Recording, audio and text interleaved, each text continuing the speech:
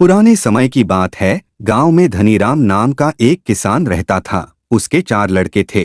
धनीराम अपना घर चलाने के लिए अपने खेत में कृषि कार्य करता था। लेकिन धनीराम के चारों लड़के बहुत ज्यादा आलसी थे। वह कभी भी खेतों में काम करने के लिए नहीं गए थे। वह सारा दिन अपना समय गांव में इधर उधर बैठकर बिताया करते थे। एक दिन धनीराम अपनी पत्नी से बोला कि आज तो मैं जिंदा हूं तो सब कुछ सही चल रहा है, मेरे बाद कौन खेती करेगा? हमारे बच्चों ने तो आज तक खेतों में कदम तक भी नहीं रखा है। धनीराम की पत्नी ने इस पर कहा, कोई बात नहीं, धीरे धीरे यह काम करने लगेंगे। इसी तरह से धीरे धीरे समय गुजरता जा रहा था। एक दिन धनीराम की अचानक से तबीयत खराब हो जाती है और वह बहुत ज्यादा बीमार पड़ जाता है। इस दौरान धनीराम अपनी पत्नी से कहता है कि चारों लड़कों को मेरे पास बुलाओ, मेरे पास समय बहुत कम है। इतना सुनने के बाद धनीराम की पत्नी अपने चारों लड़कों को उनके पिता के पास बुलाकर लाती है।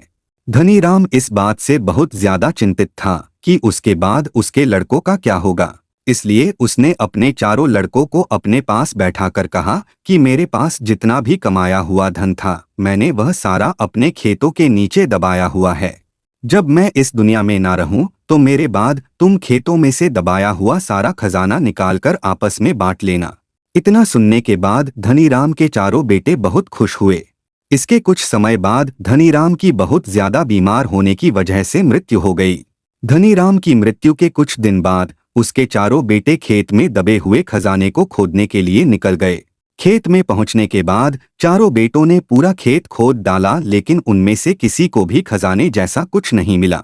इस बात से वह चारों बहुत निराश हुए और उन्होंने घर आकर अपनी माँ से कहा कि पिताजी ने खेत में जो खजाने के बारे में बताया था वह एक झूठ था।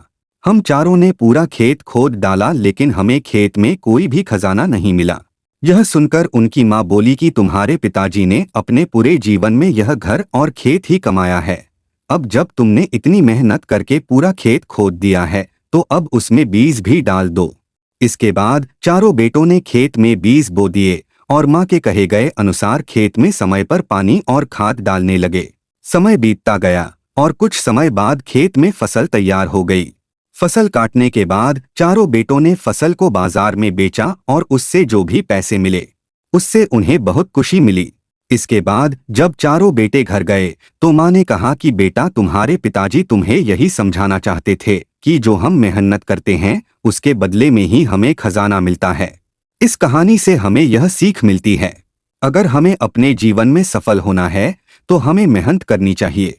अगर कोई भी व्यक्ति ज्यादा आलस करता है तो वह अपने जीवन का कीमती समय बर्बाद कर रहा होता है। आपको हमेशा अपने जीवन में सही दिशा में मेहनत करनी चाहिए।